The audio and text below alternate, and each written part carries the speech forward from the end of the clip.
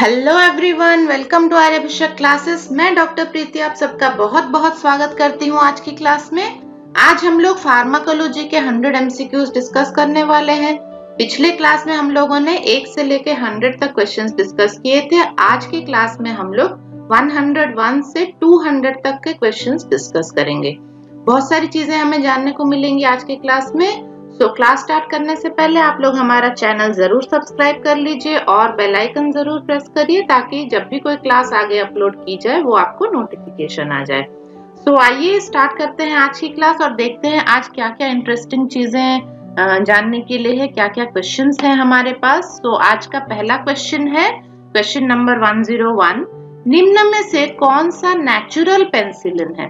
Penicillin का injection लगता है, सभी ने ये सुना होगा। उसमें नेचुरल पेनिसिलिन की जो मॉलिक्यूल्स होती हैं वो कौन सी होती हैं? देखिए, benzoyl penicillin G, procaine penicillin G या बेंजाथिन जी।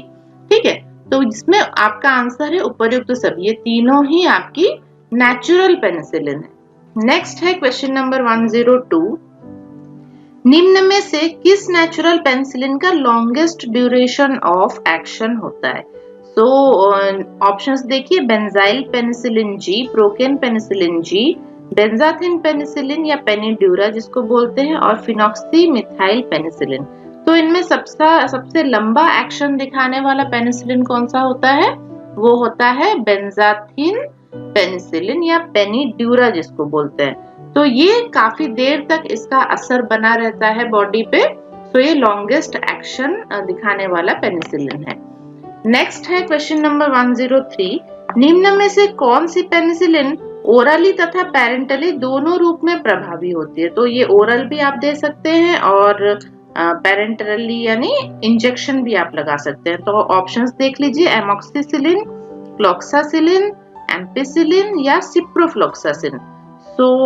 आपका आंसर क्या होगा? एमॉक्सिसिलिन। एमॉक्सिसिलिन की इंजेक्शन भी काफी इफेक्टिव होती है और ओरली भी इसकी टैबलेट आती है, एमॉक्सिक्लेव, क्लेवोनिक एसिड के साथ ये कॉम्बिनेशन में आती है। एमॉक्सिसिलिन आप ओरली भी दे सकते हैं। नेक्स्ट है क्वेश्चन नंबर 104। निम्न में से ड्रग एडमिनिस्ट्रेशन का कौन सा रूट एंटरल रूट में शामिल किया जाता है? एंटरल रूट मीन्स जो आपके जीआईटी सिस्टम में जाएगी जो दवाई, उसको एंटरल रूट बोला जाता है।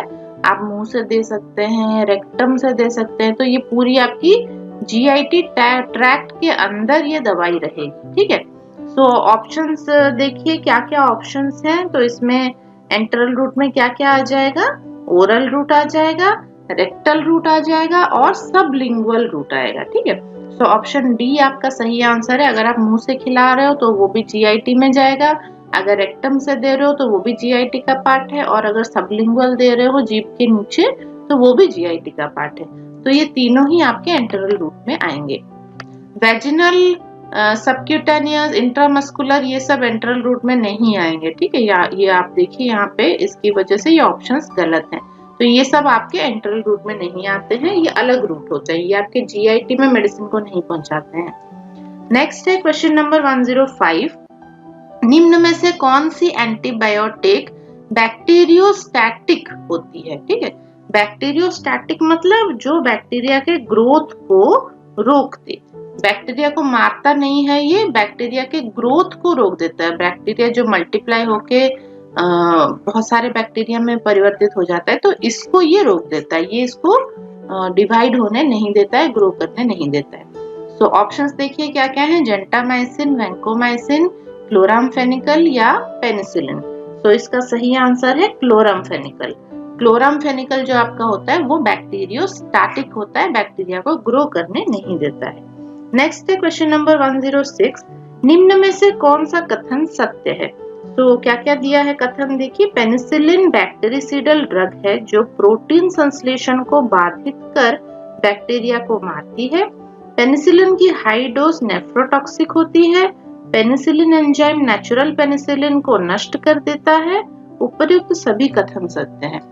ये उपर्युक्त सभी सत्य हैं। पेनिसिलिन के बारे में ये सारे ऑप्शंस दिए गए हैं। पेनिसिलिन आपके प्रोटीन सिंथेसिस को ब्रेक कर देता है, बैक्टीरिया का प्रोटीन सिंथेसिस नहीं हो पाता, बैक्टीरिया मर जाती है। ठीक है, और पेनिसिलिन अगर हाई डोज में दिया जाए तो नेफ्रोटॉक्सिक हो सकता है, किडनी पे इसका इफेक्ट काफी बुरा हो सकता है, ठीक है। और पेनिसिलिन एंजाइम अगर दी जाए तो ये नेचुरल पेनिसिलिन को नष्ट कर देती है। तो ये तीनों ही इसके बारे में सही बताया गया है। नेक्स्ट है क्वेश्चन नंबर 107, निम्न में से फर्स्ट जनरेशन सेफेलोस्पोरिन कौन सा है? सेफेलोस्पोरिन फर्स्ट जनरेशन का कौन सा है? सेफाड्रॉक्सिल। ओके, सेफाड्रॉक्सिल ऑप्शन सी में दिया है, देखिए सेफाड्रॉक्सिल ये फर्स्ट जनरेशन सेफेलोस्पोरिन है। नेक्स्ट है क्वेश्चन नंबर 108, निम्न में से कौन सी एंटीबायोटिक थर्ड जनरेशन सेफेलोस्पोरिन नहीं है? तो थर्ड जनरेशन कौन सी नहीं है? सेफ्यूरोक्सिम। सेफ्यूरोक्सिम आपकी थर्ड जनरेशन नहीं है, और बाकी जो सेफ्टाजिडिम, सेफ्ट्रियाजोन और सेफ्रोटेक्सिम आपकी थर्ड जनरेशन सेफेलोस्पोरिन है, ठीक है। नेक्स्ट क्वेश्चन है क्वेश्चन नंबर 109, निम्न में से कौन सी एंटीबायोटिक थर्ड जनरेशन सेफेलोस्पोरिन है? तो थर्ड जनरेशन सेफेलोस्पोरिन कौन सा है? ऑप्शंस देखिए, सेफ्ट्रियाजोन, सेफोटेक्सिम, सेफिक्सिम या उपर्युक्त सभी। सो उपर्युक्त सभी आपका आंसर है, ये तीनों ही आपकी थर्ड जनरेशन सेफेलोस्पोरिन है। नेक्स्ट है क्वेश्चन नंबर 110, निम्न में से कौन सी ड्रग फोर्थ जनरेशन सेफेलोस्पोरिन है? तो फोर्थ जनरेशन में कौन सा आएगा आपका आ जाएगा सेफीपिम। तो सेफीपिम आपका फोर्थ जनरेशन सेफेलोस्पोरिन है। ये देखिए नाम कुछ एक जैसे ही है, ग्रुप एक ही है आपका सेफेलोस्पोरिन। कैसे आप लोग याद रखेंगे कि फर्स्ट जनरेशन कौन सा है, second generation, third generation, fourth generation, fifth generation तक किया जाता है। सो कौन सी मेडिसिन से आपको कैसे याद रखनी है, यहाँ आगे एक चार्ट हम आपको दिखा रहे हैं। तो ये मेड इजी चार्ट है, इसको सिंपल ट्रिक में आपको याद रखना है स्पेलिंग देख के। सो फर्स्ट जनरेशन में देखिए FA और PHA लगा होगा, सेफाजोलिन, सेफाड्रॉक्सिल, सेफालेक्सिन, सेफालोथिन, सेफापेरिन, सेफ्राडिन, ठीक है। तो यहाँ पे PH या FA लगा हुआ है, तो ये सारे फर्स्ट जनरेशन की आपकी सेफेलोस्पोरिन है। सेकेंड जनरेशन में बाकी सारा आ जाता है, सेफोक्सिटिन, सेफोटेनान, सेफमेटाजोल, सेफप्रोजिल, सेफाक्लोर, सेफुरोक्सिम, ये सब सेकेंड जनरेशन में आता है, ठीक है। नेक्स्ट है थर्ड जनरेशन। थर्ड जनरेशन में जो सेफेलोस्पोरिन आते हैं उसमें ONE, TN, IME ये लगा होता है। सो सेफ्ट्रियाजोन, ONE, सेफिब्यूटेन, सेफोटेक्सिम, सेफ्टाजिडिम, सेफोडॉक्सिम, सेफिक्सिम, सेफडिनिर और मोक्सालेक्टम, ये भी इसमें ही आता है। सो थर्ड जनरेशन ये होते हैं। नेक्स्ट है फोर्थ जनरेशन। फोर्थ जनरेशन में देखिए PI लगा होता है। सो सेफिपिम, सेफपिरोन, तो ये दोनों मेडिसिन आपकी फोर्थ जनरेशन सेफेलोस्पोरिन है। नेक्स्ट है फिफ्थ जनरेशन, इसमें ROL लगा है, सेफ्टारोलिन और सेफ्टोबाइप्रोल, ठीक है। सो ये आपकी फिफ्थ जनरेशन है। ऐसे करके आपको ये याद रखना है कौन सा किस जनरेशन की मेडिसिन है। ये चार्ट आप लोग नोट कर लीजिएगा अपनी कॉपी में और याद कर लीजिएगा। नेक्स्ट क्वेश्चंस पे आते हैं। नेक्स्ट क्वेश्चन है क्वेश्चन नंबर 111, निम्न में से कौन सी एंटीबायोटिक एमिनोग्लाइकोसाइड नहीं है? तो कौन सी एंटीबायोटिक एमिनोग्लाइकोसाइड नहीं है? वो है एरिथ्रोमाइसिन। एरिथ्रोमाइसिन आपकी एमिनोग्लाइकोसाइड नहीं है, ठीक है। नेक्स्ट है क्वेश्चन नंबर 112, निम्न में से कौन सी एंटीबायोटिक प्रोटीन संश्लेषण को इनहिबिट कर कार्य करती है? सो एंटीबायोटिक है, ये आपके बैक्टीरिया को किल करती है, बैक्टीरिया को मारती है। और कैसे मारती है? प्रोटीन के सिंथेसिस को बंद करके। तो बैक्टीरिया की बॉडी में प्रोटीन सिंथेसिस नहीं हो पाती और वो मर जाता है। सो यहाँ पे जो आपके ऑप्शंस दिए हैं एमिकैसिन, जेंटामाइसिन और क्लिंडामाइसिन, तीनों ही प्रोटीन सिंथेसिस को बंद कर देते हैं, स्टॉप कर देते हैं, इनहिबिट कर देते हैं और आपके बैक्टीरिया को मार देते हैं, ठीक है। So all of the above आपका सही आंसर होगा। नेक्स्ट है क्वेश्चन नंबर 113, निम्न में से मैक्रोलाइड एंटीबायोटिक है। तो मैक्रोलाइड एंटीबायोटिक कौन सा है? Vancomycin, clindamycin, azithromycin and all. So यहाँ पर आपका आंसर है ऑल। मैक्रोलाइड एंटीबायोटिक, ये सारे ही मैक्रोलाइड एंटीबायोटिक है। नेक्स्ट है क्वेश्चन नंबर 114, एनाल्जेसिक दिए जाते हैं। एनाल्जेसिक क्यों दिए जाते हैं? एनाल्जेसिक का मतलब होता है जो पेन रिलीफ करे, ठीक है, जो पेन को कम करे। अगर दर्द हो रहा है तो वहां पे आप लोग एनाल्जेसिक देंगे, वो पेन रिलीफ के लिए देंगे। नेक्स्ट है क्वेश्चन नंबर 115, निम्न में से न्यूयर मैक्रोलाइड एंटीबायोटिक कौन सा है? न्यूयर मतलब सबसे नया वाला एंटीबायोटिक कौन सा है जो मैक्रोलाइड होता है? सो यहाँ पे ऑप्शंस देखिए, एमिकेसिन, क्लिंडामाइसिन, क्लेरिथ्रोमाइसिन और एजिथ्रोमाइसिन दिया है। इनमें से जो सबसे न्यू वाला है वो है आपका क्लेरिथ्रोमाइसिन। ओके, सो क्लेरिथ्रोमाइसिन ऑप्शन सी आपका सही आंसर है। नेक्स्ट है क्वेश्चन नंबर 116। सिप्रोफ्लोक्सासिन का बैक्टीरिसिडल एक्शन है, यह कार्य करती है। तो सिप्रोफ्लोक्सासिन जो हमारी मॉलिक्यूल है वो बैक्टीरिसिडल होती है, वो बैक्टीरिया को किल करती है। ठीक है, सिडल मींस किल करना, मार देना, तो बैक्टीरिसिडल है ये। और ये कैसे कार्य करती है? ये डीएनए गायरेज को इनहिबिट करती है। सो उसके बैक्टीरिया के डीएनए को ये इनहिबिट कर देती है, उसके फंक्शन को बंद कर देती है। ऐसे करके ये बैक्टीरिया को किल कर देती है। सो डीएनए गायरेज को इनहिबिट करना आपका सही आंसर है, ऑप्शन है। नेक्स्ट है क्वेश्चन नंबर 117। वह ड्रग जो बैक्टीरियल डीएनए गायरेज एंजाइम को बाधित कर बैक्टीरिया को मारती है, ये क्या है? कौन सा ड्रग है इनमें से? डॉक्सीसाइक्लिन, ओफ्लॉक्सासिन, एमिकेसिन और क्लोट्रिमाजोल दिया है आपके ऑप्शंस में। तो इसमें सही आंसर है ओफ्लॉक्सासिन। ओके, ओफ्लॉक्सासिन आपके डीएनए गायरेज एंजाइम को इनहिबिट करती है, डीएनए का फंक्शन को रोक देती है। नेक्स्ट है क्वेश्चन नंबर 118। वह ड्रग जो प्रोटीन सिंथेसिस को इनहिबिट करती है वो कौन सी है? ऑप्शंस देखिए, क्लोरामफेनिकल, टेट्रासाइक्लिन, एरिथ्रोमाइसिन या उपर्युक्त सभी। सो उपर्युक्त सभी यहाँ पे सही आंसर है। ये सारे ही बैक्टीरिया के प्रोटीन सिंथेसिस को रोक देते हैं, इनहिबिट कर देते हैं। ओके, नेक्स्ट है क्वेश्चन नंबर 119। निम्न में से कौन सी पेनिसिलिन विस्तृत स्पेक्ट्रम वाली नहीं है? सो ऑप्शंस देख लीजिए, methicillin, penicillin G, piperacillin, ampicillin. So इसमें पेनिसिलिन स्पेक्ट्रम में कौन सा नहीं आता? मेथिसिलिन आपका पेनिसिलिन स्पेक्ट्रम में नहीं आता है। ऑप्शन ए मेथिसिलिन आपका सही आंसर है। निम्न में से कौन सी ड्रग दोनों एंटीबैक्टीरियल तथा एंटी मलेरियल प्रॉपर्टी रखती है? क्वेश्चन नंबर 120 बहुत इंटरेस्टिंग है। सो ये एंटीबैक्टीरियल भी है और एंटी मलेरियल भी है, मलेरिया में भी आप इसको दे सकते हैं। सो यहाँ पे कौन सा वो ड्रग है जो आप दे सकते हैं? ऑप्शंस देखिए क्या क्या दिया है, पेनिसिलिन दिया है, सिप्रोफ्लोक्सासिन दिया है, कोट्रोइमोक्साजोल दिया है या उपर्युक्त सभी दिया है। सो यहाँ पे सही आंसर आपका है कोट्रोइमोक्साजोल, जो सल्फामिथोक्साजोल और ट्राइमेथोप्रिम के कॉम्बिनेशन से बनता है। कोट्रोइमोक्साजोल इसको बोलते हैं, यही इसका सही आंसर है। नेक्स्ट क्वेश्चन है क्वेश्चन नंबर 121। निम्न में से कौन सी ड्रग सामान्यतया टाइफाइड फीवर में फर्स्ट चॉइस के रूप में काम में ली जाती है? तो टाइफाइड अगर हुआ हो किसी पेशेंट को, वहां पे हम लोग first drug of choice ceftriaxone देते हैं। ओके, सेफ्ट्रियाजोन आपका सही आंसर है। नेक्स्ट क्वेश्चन है question number 122। Chloramphenicol resistant typhoid fever में ड्रग ऑफ चॉइस क्या है? अगर क्लोरामफेनिकल रेजिस्टेंट हो तो वहां पे हम लोग क्या देंगे? सिप्रोफ्लोक्सासिन देंगे। Okay, so answer C, option C आपका सिप्रोफ्लोक्सासिन सही आंसर है। रेजिस्टेंट मतलब क्लोरामफेनिकल ग्रुप के किसी भी ड्रग को वो रेस्पॉन्ड नहीं कर रहा है, टाइफाइड सही नहीं हो रहा है, इसलिए क्लोरामफेनिकल रेजिस्टेंट उसको बोला गया है। सो अगर क्लोरामफेनिकल ग्रुप को ये रेस्पॉन्ड नहीं कर रहा है तो वहां पे हम लोग सिप्रोफ्लोक्सासिन पेशेंट को दे सकते हैं। नेक्स्ट है क्वेश्चन नंबर 123। निम्न में से कौन सी ड्रग बैक्टीरिसिडल नहीं है? तो कौन सा ड्रग है जो बैक्टीरिया को किल नहीं करता है? ऑप्शंस देख लीजिए, आपका है पेनिसिलिन, सिप्रोफ्लोक्सासिन, एमिकेसिन और सल्फामिथोक्साजोल।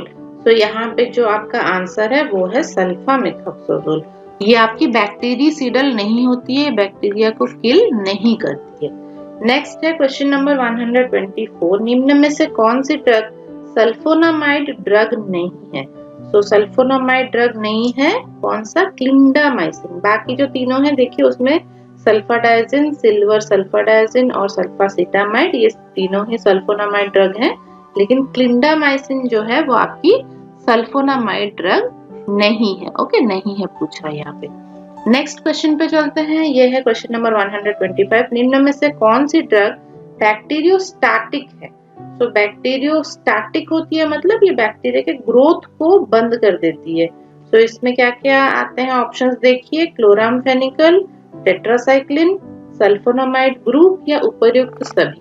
सो उपर्युक्त सभी इसका आंसर है। ये सारे ही आपके ड्रग बैक्टीरियोस्टैटिक हैं, ये बैक्टीरिया के ग्रोथ को रोक देते हैं। नेक्स्ट है question number 126, drug induced anaphylactic shock, anaphylaxis में ड्रग ऑफ चॉइस क्या है? ड्रग इंड्यूस्ड एनाफाइलेटिक शॉक क्या होता है? अगर कोई मेडिसिन आपको रिएक्शन कर जाए, ठीक है। तो बहुत सारे ऐसे लोग हैं जिनको सारे मेडिसिन सूट नहीं करते हैं, ऐसे भी मेडिसिन होते हैं जो उनमें रिएक्शन करते हैं, उनमें काफी सारे सिम्टम्स और नजर आने लगते हैं वो मेडिसिन खाने से, ठीक है। तो इसको हम लोग एनाफाइलेटिक शॉक बोलते हैं। अगर ऐसा कोई रेस्पॉन्स कोई मेडिसिन आपकी बॉडी पे कर रहा है तो वहां पे हम लोग क्या देंगे? वहां पे हम लोग देंगे adrenaline. Okay, so drug of choice उसका है एड्रेनालिन।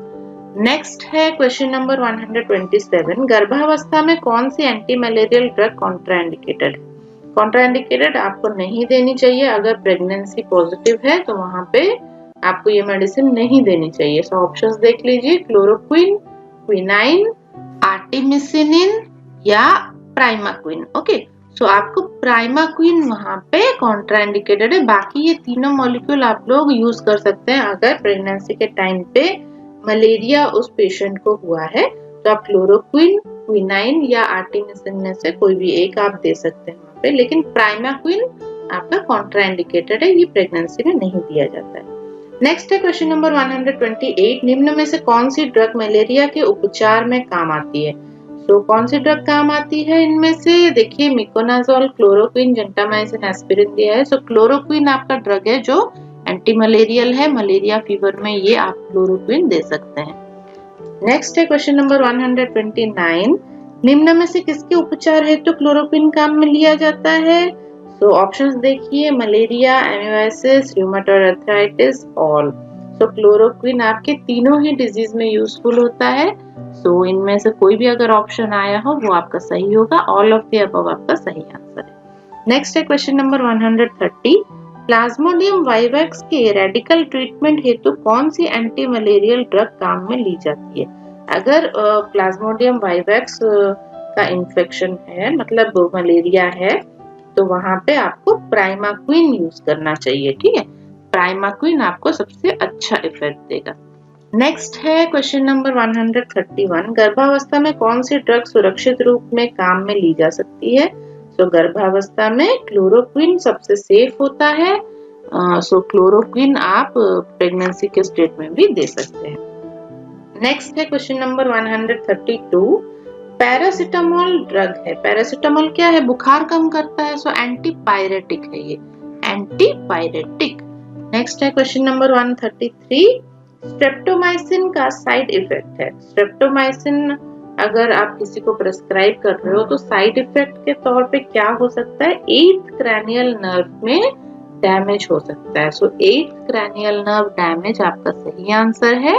8th क्रैनियल नर्व आपकी वेस्टिबुलोकॉक्लियर नर्व है, ये ईयर, कान को सप्लाई करती है, और अगर इसमें डैमेज हो जाए तो आपको सुनने में दिक्कत हो सकती है या फिर बॉडी का बैलेंस मेंटेन करने में दिक्कत हो सकती है, ठीक है। तो स्ट्रेप्टोमाइसिन अगर किसी को साइड इफेक्ट दिखा रहा है तो उसको इस तरह के सिम्टम्स आ जाते हैं, उसको कानों में दिक्कत होने लगती है, ठीक। नेक्स्ट है क्वेश्चन नंबर 134, निम्न में से कौन सी ड्रग राउंड वर्म इन्फेस्टेशन में काम आती है? अगर राउंड वर्म का इन्फेस्टेशन हुआ हो तो वहां पे हमें क्या देना चाहिए? एल्बेंडाजोल देना चाहिए। सो एल्बेंडाजोल आपकी ड्रग ऑफ चॉइस है राउंड वर्म में। नेक्स्ट है क्वेश्चन नंबर 135, एमीबिक डिसेंट्री के उपचार है तो सबसे उपयोगी दवा कौन सी है? अगर एमीबिक डिसेंट्री हो, अमीबा की वजह से डिसेंट्री हो रहा है, तो वहां पे मेट्रोनिडाजोल आपका सबसे अच्छा काम करेगा। सो मेट्रोनिडाजोल आपको देना चाहिए।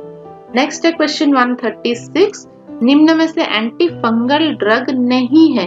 तो एंटी फंगल ड्रग कौन सा नहीं है? देखिए, सबके नाम एक जैसे ही दिख रहे हैं, मेट्रोनिडाजोल, फ्लुकोनाजोल, मिकोनाजोल, क्लोट्रिमाजोल। सो इसमें मेट्रोनिडाजोल जो है आपका वो एंटी फंगल नहीं होता है। बाकी ये तीनों ड्रग आपके एंटी फंगल होते हैं, फंगल इन्फेक्शन में आप उनको दे सकते हैं। नेक्स्ट है क्वेश्चन नंबर 137, निम्न में से कौन सा टॉपिकल एंटी फंगल एजेंट नहीं है पूछा गया है। टॉपिकल मतलब बाहर, लोकल एप्लीकेशन के लिए, हम स्किन के ऊपर लगाने के लिए भी देते हैं ना, क्रीम वगैरह देते हैं। सो टॉपिकल एप्लीकेशन के लिए आपका एंटी फंगल एजेंट कौन सा नहीं है उसने पूछा है। सो ऑप्शंस देखिए, हेमाइसिन, एम्फोटेरिसिन बी, मिकोनाजोल और क्लोट्रिमेजोल ऑप्शंस में दिया हुआ है। इसमें आपका आंसर क्या होगा? Amphotericin B. एम्फोटेरिसिन बी आपका टॉपिकल यूज नहीं किया जाता है। बाकी जो आपके ये मॉलिक्यूल्स हैं ये आप लोकल एप्लीकेशन या क्रीम वगैरह में आप देखेंगे तो मिकोनाजोल की क्रीम, क्लोट्रिमेजोल की क्रीम, हिमाइसिन की क्रीम आपको मिल जाएगी। ठीक, नेक्स्ट है क्वेश्चन नंबर 138। कोट्रिमेक्साजोल किसका कॉम्बिनेशन है? कोट्रिमेक्साजोल किसका कॉम्बिनेशन है? तो ये किसका कॉम्बिनेशन, थोड़ी देर पहले एक और क्वेश्चन भी आया था, ये ट्राइमेथोप्रिम और सल्फामेथोक्साजोल का कॉम्बिनेशन है। सो ऑप्शन ए आपका सही आंसर है। कोट्रिमेक्साजोल ट्राइमेथोप्रिम और सल्फामेथोक्साजोल का कॉम्बिनेशन है।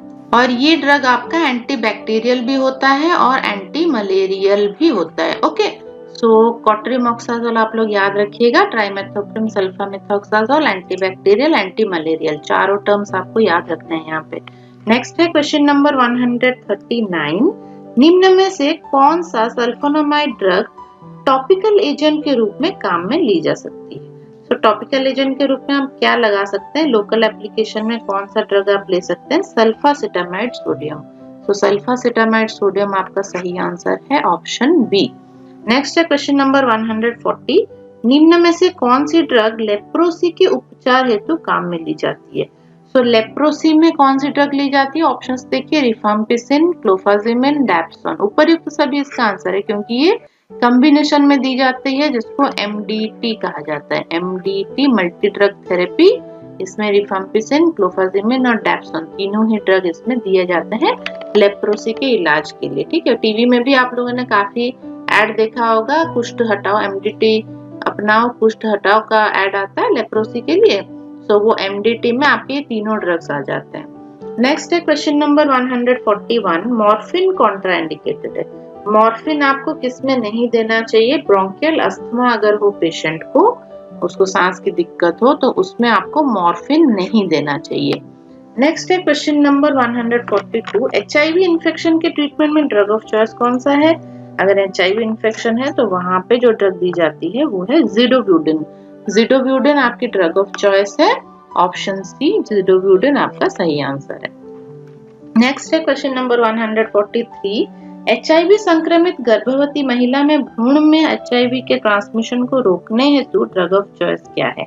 सो अगर किसी प्रेग्नेंट लेडी को एचआईवी हुआ है तो उसको बच्चे में पास होने से बचाया जा सकता है, रोका जा सकता है, और बच्चे को भी बचाया जा सकता है एचआईवी से। तो वहां पे कौन सा ड्रग यूज करना चाहिए?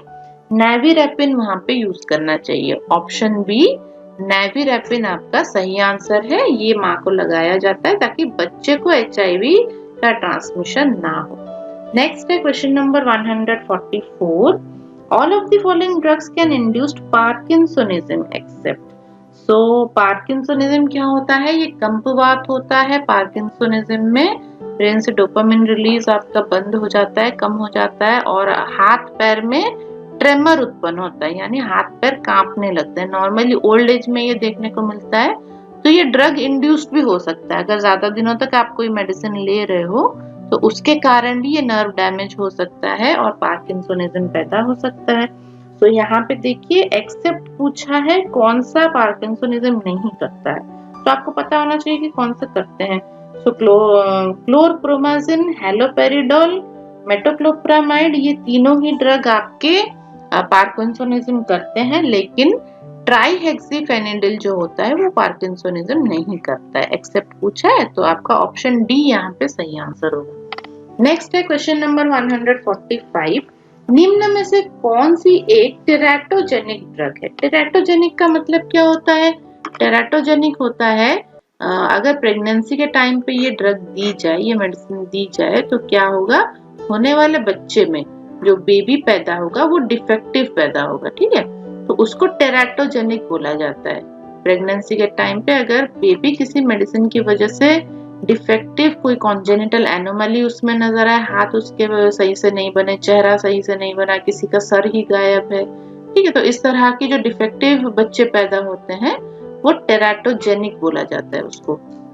सो वहां पे पूछा गया है कि कौन सा ड्रग आपका टेराटोजेनिक है। ऑप्शंस देख लीजिए क्या क्या दिया है, लिथियम, वेल्पोरेट, ट्राइमाक्विन या उपर्युक्त सभी।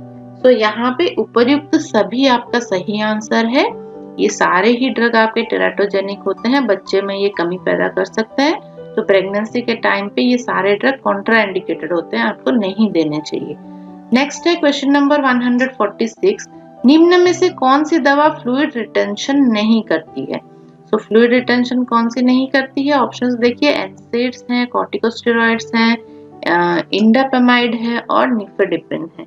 तो इसका आंसर क्या है? इंडापेमाइड। इंडापेमाइड जो होता है वो फ्लूइड रिटेंशन नहीं करता है, बाकी जो सारे ड्रग हैं वो फ्लूइड रिटेंशन कर सकते हैं आपकी बॉडी में। नेक्स्ट है क्वेश्चन नंबर 147, ज़िडोविडन का सबसे प्रमुख एडवर्स इफेक्ट क्या है? तो ज़िडोविडन अगर कोई ले रहा है काफी दिनों तक तो वहां पे उसको बोन मैरो सप्रेशन हो सकता है, बोन मैरो की फॉर्मेशन कम हो सकती है ना, बोन मैरो सिंथेसिस में दिक्कत हो सकती है, तो बोन मैरो सप्रेशन इसका एडवर्स इफेक्ट है। नेक्स्ट है क्वेश्चन नंबर 148, ब्रेस्ट कार्सिनोमा में ड्रग ऑफ चॉइस क्या है? अगर किसी को ब्रेस्ट कार्सिनोमा हो तो हम लोग वहां पे क्या देते हैं? टेमोक्सिफेन साइट्रेट उसका ड्रग ऑफ चॉइस है, टेमोक्सिफेन साइट्रेट। ऑप्शन सी आपका सही आंसर है। नेक्स्ट है क्वेश्चन नंबर 149, कोरियोकार्सिनोमा में ड्रग ऑफ चॉइस क्या है? तो कोरियोकार्सिनोमा अगर हो किसी को, वहां पे मेथोट्रेक्सेट दिया जाता है, मेथोट्रेक्सेट। ऑप्शन बी आपका सही आंसर है। नेक्स्ट है question number 150, anti cancer drug का साइड इफेक्ट क्या है? तो अगर कोई बंदा एंटी कैंसर ड्रग्स ले रहा है, इसको हम लोग बोलते हैं केमोथेरेपी। ओके, केमोथेरेपी, रेडियोथेरेपी आप लोगों ने सुना होगा, जब कैंसर होता है तो उसमें दिया जाता है। केमोथेरेपी में मेडिसिन दी जाती हैं और रेडियोथेरेपी में रेडिएशन दिया जाता है। ठीक है, लाइट डाल के बोलते हैं ना, लाइट डाल के इसको जला दिया गया, वो जहाँ जो कैंसर सेल है उसको मार दिया जाता है। तो एंटी कैंसर ड्रग जो होती है केमोथेरेपी में, अगर आप कोई उसको ले रहा है तो उसमें क्या साइड इफेक्ट्स हो सकते हैं? ऑप्शंस देखिए, एलोपेशिया दिया है, वॉमिटिंग दी है, बोन मैरो डिप्रेशन दिया है और ऑल दिया है। तो आप सभी को पता है ऑल यहाँ पे सही आंसर है। जब भी कोई ऐसे एंटी कैंसर ड्रग रहते हैं तो उनके बाल झड़ जाते हैं, उनको उल्टी होती रहती है और बोन मैरो भी डिप्रेशन होने लगता है, बोन मैरो फॉर्मेशन उसका कम हो जाता है। So all of the above आपका सही आंसर है यहाँ पे। नेक्स्ट है क्वेश्चन नंबर 151, कौन सी ड्रग घातक बोन मैरो डिप्रेशन कर सकती है? तो बहुत ही ज्यादा बोन मैरो डिप्रेशन कर सकती है ये मेडिसिन, वो है आपकी क्लोरामफेनिकल। सो क्लोरामफेनिकल आपका सही आंसर है, ऑप्शन बी। बहुत ही ज्यादा मात्रा में ये बोन मैरो डिप्रेशन कर देता है। नेक्स्ट है क्वेश्चन नंबर 152, फ्लोरोक्विनोलोन्स जैसे सिप्रोफ्लोक्सासिन बच्चों में कॉन्ट्राइंडिकेटेड है क्योंकि यह कर सकती है, ये क्या करती है? बच्चों को फ्लोरोक्विनोलोन्स नहीं देने चाहिए।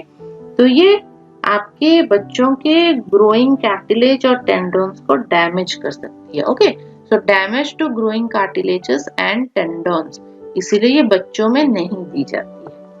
नेक्स्ट है क्वेश्चन नंबर 153, स्ट्रेप्टोमाइसिन ओरली नहीं देनी चाहिए बल्कि पेरेंटली देनी चाहिए क्योंकि ये क्या करता है? मुंह से देने पर यह अवशोषित नहीं होता है। तो अगर आप मुंह से इसको खिला रहे हो, ओरल दे रहे हो, इसका एब्जॉर्प्शन ही नहीं होगा। सो आपको ये मुंह से नहीं देना चाहिए, ये हमेशा आपको पेरेंटल रूट से देना चाहिए, आईवी रूट से देना चाहिए। ओके, सो स्ट्रेप्टोमाइसिन आपका आईवी दिया जाता है हमेशा, ओरल नहीं दिया जाता है। नेक्स्ट है क्वेश्चन नंबर 154, नालिडिक्सिक एसिड किस बीमारी के उपचार हेतु काम में ली जाती है? सो नालिडिक्सिक एसिड आपका मूत्र मार्ग संक्रमण या यूरिनरी ट्रैक्ट इन्फेक्शन में दिया जाता है, nalidixic acid. So option C UTI आपका सही आंसर है। नेक्स्ट है क्वेश्चन नंबर 155, एंटीहिस्टामिनिक ड्रग्स के सामान्य साइड इफेक्ट क्या है? सो एंटीहिस्टामिनिक ड्रग्स अगर आप दे रहे हो, antihistaminic drugs normally anti allergic होते हैं, एलर्जी में हिस्टामिन प्रोडक्शन होता है, तो वहां पे क्या होता है? इसके नॉर्मल साइड इफेक्ट में सिडेशन आता है। अगर कोई एंटीहिस्टामिनिक ड्रग्स ले रहा है तो उसको थोड़ी नींद ज्यादा आती है। ठीक है, तो इसको हम लोग ऑप्शन बी सिडेशन आपका सही आंसर है। नेक्स्ट है क्वेश्चन नंबर 156, एलर्जिक कंडीशन का इलाज करने हेतु तो कौन सी दवा दी जाती है? अगर एलर्जी किसी को हो रही है तो वहां पे हम लोग एंटीहिस्टामिनिक देते हैं। तो एंटीहिस्टामिनिक में कौन सी मेडिसिन आ जाती है? Cetirizine, dexamethasone, chlorpheniramine. तो तीनों ही आपकी आती है इसमें, ऑल ऑफ द अबव आपका सही आंसर है। तीनों ही ये मॉलिक्यूल्स आपकी एंटीहिस्टामिनिक या एंटी एलर्जिक होती है। नेक्स्ट है क्वेश्चन नंबर 157, सल्फोनामाइड ड्रग का मेन साइड इफेक्ट क्या है? तो सल्फोनामाइड अगर आप दे रहे हो तो उसके साइड इफेक्ट में क्या आएगा? ऑप्शंस क्या दिया है देखिए, डेफनेस, रेनल कैल्कुली, विजन लॉस या टिनिटस। तो यहाँ पे रीनल कैल्कुली होने का खतरा रहता है। अगर सल्फोनामाइड कोई बहुत ज्यादा दिनों तक ले रहा है तो उसके साइड इफेक्ट में रीनल कैल्कुली, ठीक है, किडनी में स्टोन होने का खतरा रहता है। नेक्स्ट है 158 क्वेश्चन, निम्न में से कौन सी ड्रग ऑटोटॉक्सिक होती है? ऑटोटॉक्सिक, ऑटो मतलब कान, कान के लिए खतरनाक होती है, कान को डैमेज कर सकती है। सो ऑटोटॉक्सिक कौन सी ड्रग होती है? टेट्रासाइक्लिन। सो टेट्रासाइक्लिन आपकी ऑटोटॉक्सिक होती है, कान के नर्व को ये डैमेज कर सकती है। नेक्स्ट है क्वेश्चन नंबर 159, मूत्र मार्ग संक्रमण के ट्रीटमेंट है तो बेस्ट एंटीबायोटिक कौन सा है? तो यूटीआई हुआ है, वहां पे आप कौन सा एंटीबायोटिक सबसे अच्छा होता है? कोट्रीमोक्साजोल आपको देना है वहां पे। तो कोट्रीमोक्साजोल आपका बेस्ट एंटीबायोटिक है यूटीआई में। नेक्स्ट है क्वेश्चन नंबर 160, निम्न में से कौन सा एस्पिरिन का साइड इफेक्ट है? तो कोई बंदा अगर एस्पिरिन ले रहा है और लंबे समय तक उसको लेता रहता है तो उसके साइड इफेक्ट्स में जीआई अपसेट, हीमोरेज, टिनिटस या ऑल पूछा है इसने। So all of the above आपका सही आंसर है। जीआई अपसेट रह सकता है, हीमोरेज हो सकता है क्योंकि इसमें खून पतला हो जाता है तो ब्लीडिंग होने का खतरा रहता है, और टिनिटस, कानों में अजीब सी आवाजें आने लगती हैं तो उसको टिनिटस बोलते हैं। ये सारे साइड इफेक्ट्स आपको एस्पिरिन के यूज में देखने को मिल सकते हैं। नेक्स्ट है क्वेश्चन नंबर 161, सेरिब्रल मलेरिया में ड्रग ऑफ चॉइस कौन सा है? सेरिब्रल मलेरिया अगर हो, ब्रेन में मलेरिया जिसको बोलते हैं, ब्रेन का बुखार हो गया है, मलेरिया हो गया है, तो वहां पे हम लोगों को क्विनाइन यूज करना चाहिए। ओके, ऑप्शन बी क्विनाइन इसका सही आंसर है। नेक्स्ट है क्वेश्चन नंबर 162, हर्पिस एन्सेफेलाइटिस में ड्रग ऑफ चॉइस कौन सा है? अगर हर्पिस एन्सेफेलाइटिस हुआ, एन्सेफेलॉन्स में यानी ब्रेन टिश्यू में उसके हर्पिस हुआ है तो वहां पे एसाइक्लोविर आपको यूज करना चाहिए। एसाइक्लोविर आपका एंटीवायरल होता है जो आपके एन्सेफेलाइटिस में इफेक्टिव होता है। नेक्स्ट है क्वेश्चन नंबर 163, कौन सी मेडिकेशन ग्रे बेबी सिंड्रोम कर सकती है? ग्रे बेबी सिंड्रोम क्या होता है? ये जब कोई इन्फेंट पैदा होता है, छोटा बच्चा तुरंत ही पैदा हुआ हो, उसमें ये सिंड्रोम देखने को मिल सकता है अगर क्लोरामफेनिकल एंटीबायोटिक उसको दिया जाए, ठीक है। तो वहां पे उसकी लीवर खराब होने लगती है, उसका एब्डोमेन डिस्टेंशन होने लगता है, उसका ब्लड प्रेशर बहुत ही लो हो जाता है, उसकी स्किन और नेल्स की कलर ग्रे कलर की हो जाती है क्योंकि उसको ऑक्सीजन सप्लाई सही से नहीं हो पाता। इसको ग्रे बेबी सिंड्रोम बोला जाता है। तो क्लोरामफेनिकल यूज से ये ग्रे बेबी सिंड्रोम ज्यादातर देखने को मिलता है। तो ऑप्शन डी क्लोरामफेनिकल आपका सही आंसर है। नेक्स्ट है क्वेश्चन नंबर 164, रिकेट्सियल इन्फेक्शन में ड्रग ऑफ चॉइस कौन सा है? अगर रिकेट्सिया का इन्फेक्शन हुआ है तो वहां पे आपको टेट्रासाइक्लिन देना है। ओके, ऑप्शन सी टेट्रासाइक्लिन आपका सही आंसर है।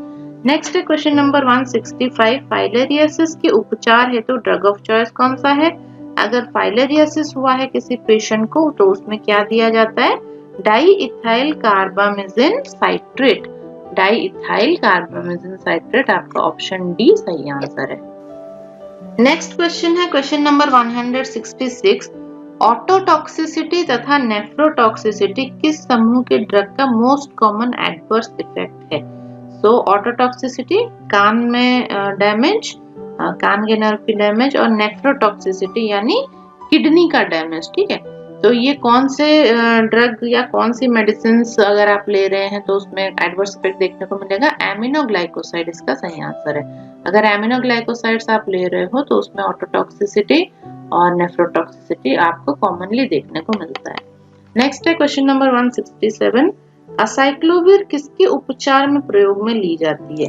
तो असाइक्लोविर आपका हर्पिस सिम्प्लेक्स इन्फेक्शन में दिया जाता है, वायरल इन्फेक्शन में असाइक्लोविर एंटीवायरल होती है, सो हर्पिस सिम्प्लेक्स इन्फेक्शन में ये दिया जाता है। नेक्स्ट है क्वेश्चन नंबर 168, फ्लूकोनाजोल क्या है? तो फ्लूकोनाजोल एक एंटी फंगल एजेंट है, ये फंगल इन्फेक्शन में दिया जाता है, एंटी फंगल एजेंट है ये। ओके, नेक्स्ट है question number 169, Penidure benzathine penicillin G का सिंगल इंजेक्शन कितने समय के लिए इफेक्टिव रहता है? एक बार अगर आप इंजेक्शन लगा दो तो ये कितने दिनों तक ये काम करेगा? 3 से 4 सप्ताह तक ये क्या काम करेगा। ये लॉन्ग एक्टिंग है, काफी दिनों तक इसका असर बना रहता है, तो 3 से 4 सप्ताह वीक्स तक इसका असर बना रहता है अगर आप एक इंजेक्शन इसकी ले लो। नेक्स्ट क्वेश्चन है क्वेश्चन नंबर 170, एरिथ्रोमाइसिन का कॉमन साइड इफेक्ट क्या है? अगर किसी को आप एरिथ्रोमाइसिन दे रहे हो तो उसका सबसे कॉमन साइड इफेक्ट है डायरिया या दस्त लगना। ऑप्शन ए डायरिया आपका सही आंसर है। नेक्स्ट क्वेश्चन है क्वेश्चन नंबर 171, मायस्थेनिया ग्रेविस में कौन सी एंटीबायोटिक कॉन्ट्रा इंडिकेटेड है? तो कौन सी एंटीबायोटिक आपको नहीं देनी चाहिए मायस्थेनिया ग्रेविस में? मायस्थेनिया ग्रेविस में क्या होता है, नर्व और मसल्स का जो आपका कॉम्बिनेशन होता है या जहाँ पे जुड़ता है तो वहां पे डिफेक्ट हो जाता है और नर्व की वजह से जो मसल की एक्टिविटी होनी चाहिए वो नहीं हो पाती है। ओके, तो इस कंडीशन को मायस्थेनिया ग्रेविस बोला जाता है।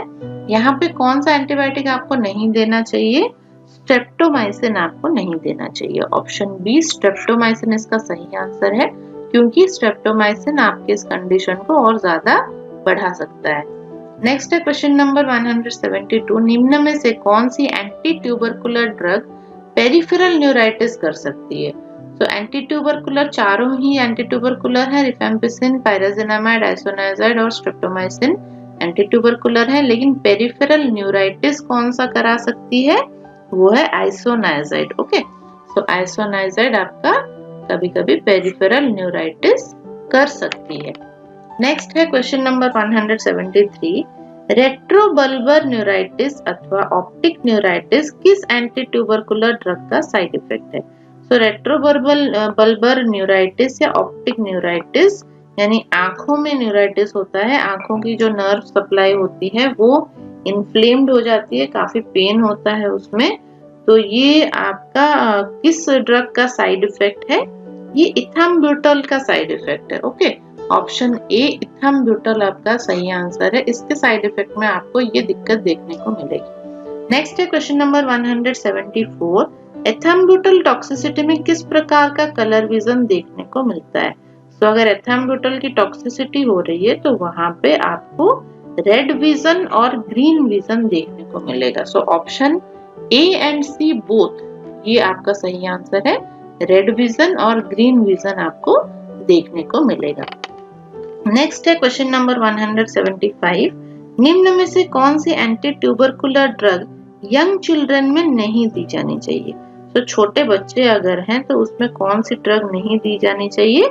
वो है एथाम्ब्यूटल। एथाम्ब्यूटल आपको नहीं देना चाहिए क्योंकि ये देख रहे हैं ना नर्व डैमेज कर सकता है, तो एथाम्ब्यूटल आपको नहीं देना चाहिए बच्चों में। नेक्स्ट है क्वेश्चन नंबर 176, निम्न में से कौन सा रिफेम्पिसिन का साइड इफेक्ट नहीं है? तो रिफेम्पिसिन के साइड इफेक्ट में क्या क्या ऑप्शंस दिए हैं देखिए, visual disturbance, renal damage, anxiety और एटेक्सिया। तो यहाँ पे कौन सा इसका साइड इफेक्ट नहीं है? Renal damage. रिफेम्पिसिन से रीनल डैमेज नहीं होता है, बाकी सारी चीजें वहां पे देखने को मिल सकती हैं। नेक्स्ट है क्वेश्चन नंबर 177, हेपेटोटॉक्सिसिटी तथा न्यूरोटॉक्सिसिटी किस एंटी ट्यूबरकुलर ड्रग का एडवर्स इफेक्ट है? तो हेपेटोटॉक्सिसिटी यानी लीवर में टॉक्सिक इफेक्ट, लीवर खराब हो सकता है, और न्यूरोटॉक्सिसिटी यानी नर्व्स। ठीक है, तो नर्व्स इसके खराब हो सकते हैं और लीवर इसका खराब हो सकता है। किस एंटी ट्यूबरकुलर ड्रग के कारण ये हो सकता है? तो आपका सही आंसर है आइसोनाइजिड। ओके, ऑप्शन बी आइसोनाइजिड अगर कोई पेशेंट ले रहा है तो उसकी लीवर और नर्व दोनों ही डैमेज हो सकते हैं। नेक्स्ट है क्वेश्चन नंबर 178, नेफ्रोटॉक्सिसिटी तथा ऑटोटॉक्सिसिटी किस एंटी ट्यूबरकुलर ड्रग के साइड इफेक्ट है? सो नेफ्रो मीन्स किडनी की जो नेफ्रॉन्स होती हैं वो डैमेज होती हैं, और ऑटो मीन्स ईयर, आपके कान में जो नर्व सप्लाई हो रही है वो डैमेज होती है। सो ये किसकी वजह से ये होती है? स्ट्रेप्टोमाइसिन की वजह से ये होती है। सो ऑप्शन ए स्ट्रेप्टोमाइसिन आपका सही आंसर है। नेक्स्ट है क्वेश्चन नंबर 179। किस एंटी ट्यूबरकुलर ड्रग की टॉक्सिसिटी के कारण 8वीं क्रैनियल तंत्रिका डैमेज हो सकती है?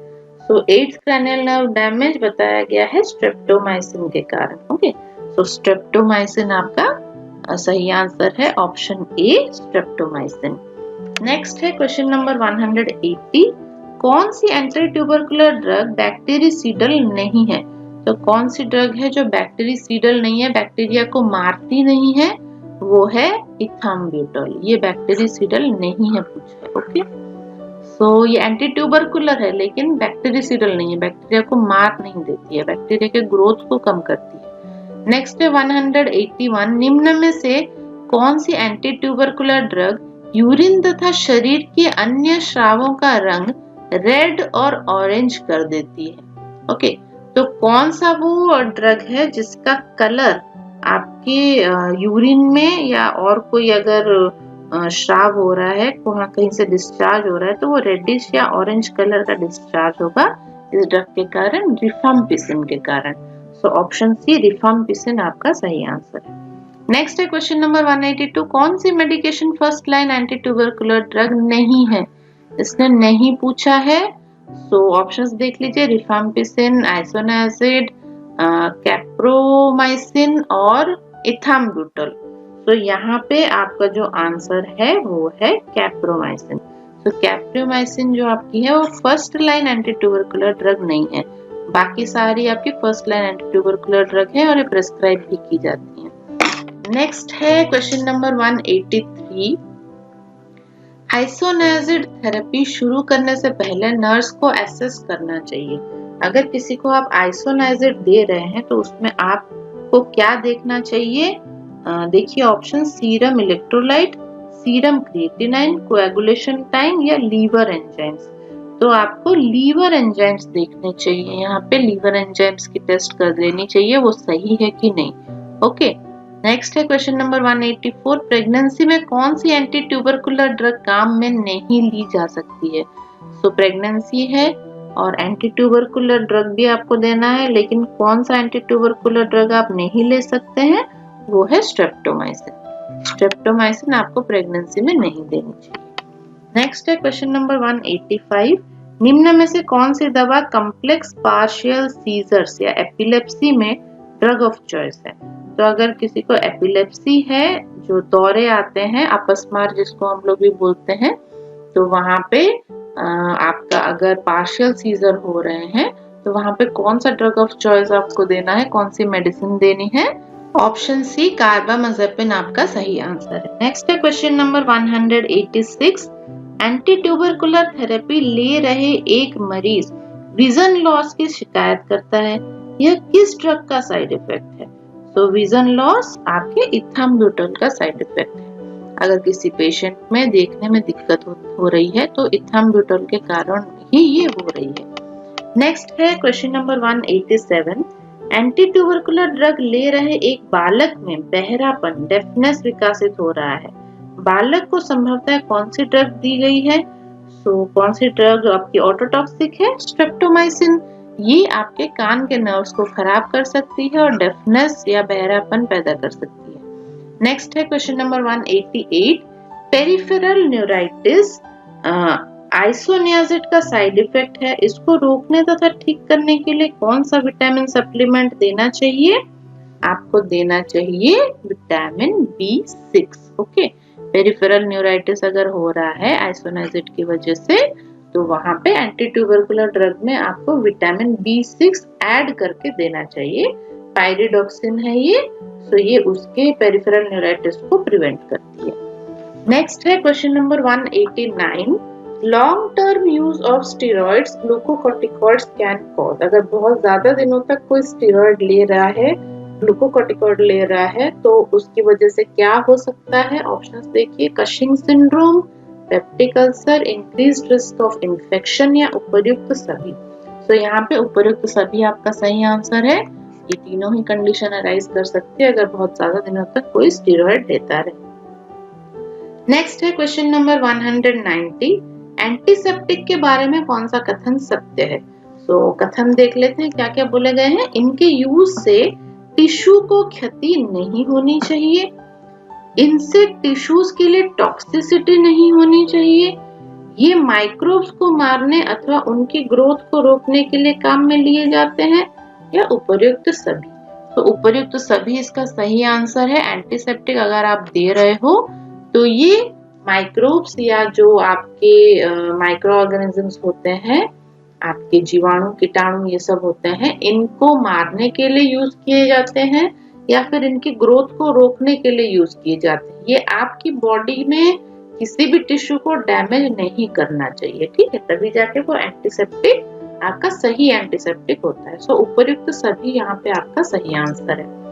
नेक्स्ट है question number 191, gamma benzene hexachloride निम्न में से किसके उपचार हेतु उपयोगी है? सो गामा बेंजीन हेक्साक्लोराइड जो मेडिसिन आती है वो आपके स्केबीज में दी जाती है और पेडिकुलोसिस में भी दी जाती है। तो स्केबीज में एक छोटा सा जूं जैसा एकदम कीटाणु होता है जो स्किन के ऊपर ये घाव करता है। पेडिकुलोसिस भी वही है, पैरों में ये देखने को मिलता है। सो ये ऑप्शन सी जो है, दोनों ए एंड बी आपके सही आंसर है। इसमें गामा बेंजीन हेक्साक्लोराइड एक बॉटल आती है और उसको आपको लोकल एप्लीकेशन करना होता है। रात में ये लिक्विड लगा के सोना होता है और सुबह आप इसको फिर नहा सकते हो, उसको वॉश कर सकते हो, ठीक है। तो इससे जो एक्सटर्नल ये जो कीड़े होते हैं, आर्थ्रोपोड्स होते हैं स्कैबीज के, ये डेड हो जाते हैं, मर जाते हैं। पेडिकुलोसिस में भी वही होता है। तो दोनों ही कंडीशन में आप गामा बेंजीन हेक्साक्लोराइड दे सकते हैं लोकल एप्लीकेशन के लिए। नेक्स्ट है क्वेश्चन नंबर 192, निम्न में से किस दवा का एंटी इमेटिक इफेक्ट नहीं होता है? सो एंटी इमेटिक इफेक्ट यानी उल्टी जो वॉमिटिंग से वॉमिटिंग को रोकने के लिए कौन सा इफेक्टिव नहीं है, जो नहीं बोला गया है। सो ऑप्शंस देख लीजिए, मेटोक्लोप्रामाइड, क्लोरप्रोमाजिन, लोप्रामाइड हाइड्रोक्लोराइड और ओंडासेट्रॉन।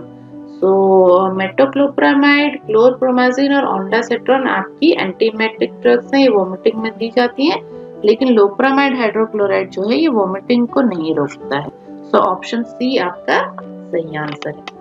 नेक्स्ट है क्वेश्चन नंबर 193, गाउट या गाउटी अर्थराइटिस के उपचार से संबंधित कौन सा कॉम्बिनेशन सही नहीं है? ओके, तो नहीं है इसने बोला है। सो देखिए क्या क्या इसके ऑप्शंस में है।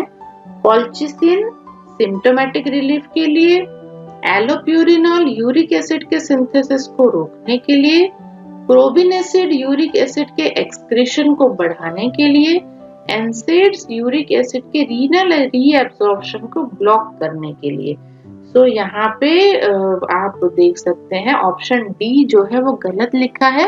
एनसेड्स जो होती हैं आपकी वो क्या होती है? Non steroidal anti inflammatory drug होती हैं। ये इन्फ्लेमेशन को कम करती है। इसका रीनल रीएब्जॉर्प्शन यूरिक एसिड पे कोई इफेक्ट नहीं होता है। ओके, सो ऑप्शन डी आपका यहाँ पे सही नहीं है। बाकी जो तीन है, कॉल्चिसिन आपका सिम्टोमेटिक रिलीफ कराता है, पेन कम कराता है, एलोप्यूरिनॉल यूरिक एसिड के सिंथेसिस को रोकता है और प्रोबिन एसिड जो होता है वो यूरिक एसिड के एक्सक्रीशन को बढ़ाता है। इससे ये गाउट में ट्रीटमेंट में तीनों ही ड्रग्स यूज की जाती हैं। नेक्स्ट है क्वेश्चन नंबर 194, एमीबिक डिसेंट्री के ट्रीटमेंट में कौन सी ड्रग कम टॉक्सिक है? ऑप्शंस देखिए, मिकोनाजोल, मेट्रोनिडाजोल, फ्लूकोनाजोल और क्लोट्रीमेजोल। तो यहाँ पे जो आपका आंसर है वो है मेट्रोनिडाजोल। मेट्रोनिडाजोल आपकी कम टॉक्सिक है यहाँ पे, तो आपको मेट्रोनिडाजोल यूज करना चाहिए। नेक्स्ट है question number 195, anti anxiety drug benzodiazepines BZD इसका शॉर्ट फॉर्म है, के संबंध में कौन सा कॉम्बिनेशन सही नहीं है? सो देखते हैं क्या क्या कॉम्बिनेशन दिए हैं। ऑप्शन ए देखिए, डायजेपम प्लस क्लोनाजेपम अगर आप दे रहे हैं तो ये लॉन्ग एक्टिंग बेंजोडायजेपिन्स हैं। 24 से 48 आवर तक ये काम करती हैं। नेक्स्ट दिया है लोराजिपम और नाइट्राजिपम जो होते हैं वो शॉर्ट एक्टिंग होते हैं, 12 से 24 घंटे तक ये काम करते हैं। एल्प्राजोलम और ऑक्साजिपम लॉन्ग एक्टिंग होते हैं, 24 से 48 घंटे काम करते हैं। मिडाजोलम और ट्रायाजोलम जो होते हैं अल्ट्रा शॉर्ट एक्टिंग होते हैं, ये सिर्फ 6 घंटे तक ही काम करते हैं। ठीक है, तो यहाँ पे क्या दिया है, सही नहीं है कौन सा ये ढूंढना है। सो एल्प्राजोलम और ऑक्साजिपम जो होता है वो लॉन्ग एक्टिंग नहीं है, ये इतने देर तक काम नहीं करता है। ओके, सो ये आपका ऑप्शन सी आपका यहाँ पे सही आंसर है। नेक्स्ट है क्वेश्चन नंबर 196, कौन सी ड्रग प्लेसेंटल बैरियर को क्रॉस नहीं कर पाती है।